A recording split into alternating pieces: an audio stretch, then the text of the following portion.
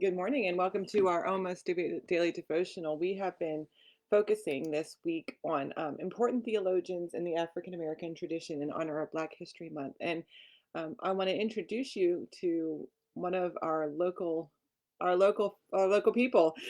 This, in a high tech way, is Reverend Katie Geneva Cannon. She was born in Kannapolis, North Carolina, so very close by.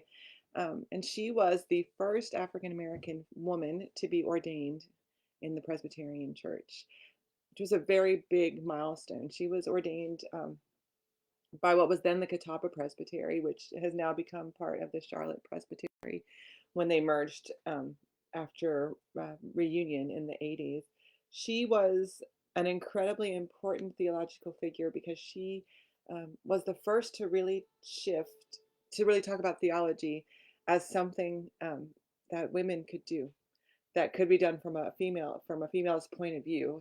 And so her big question always was, how does this apply to me? what is what does this story look like in my life story? What does this theology mean for me in my life experience? Which is a really interesting way to look at the Bible, and it's the way that we all explicitly, implicitly, sort of secretly read the Bible. What is the story speaking to me?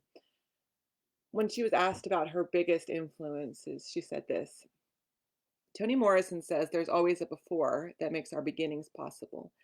Before I began to mentor and nurture students, there were others who mentored me. There were teachers, and especially my Grandma Rosie.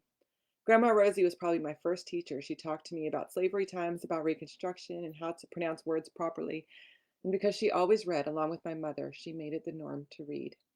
Grandma Rosie was very formative for me in terms of nurturing my brain, my mind, my creativity, and my love for reading. And I think she named something that's very true. All of us, none of us are blank slates. We come to our theology, we come to our church experience, we come to our Bible reading imprinted with the history that comes to us, our family history, our personal history, and we're shaped by our position in society. So, what is our experience as we walk through this world? All of that affects how we understand God, how we read the Bible, how we interpret the Bible, the way that we interact with one another. And I wonder how many times we sit down in our lives and really think about and name the influences that have shaped us and how we interpret events of the world.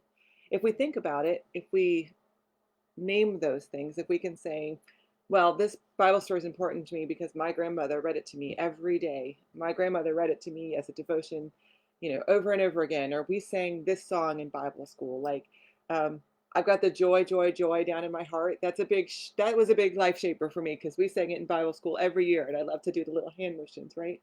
All of us are shaped by the traditions that we were brought up in, by the families that we were brought up in, by the way we walk through the world.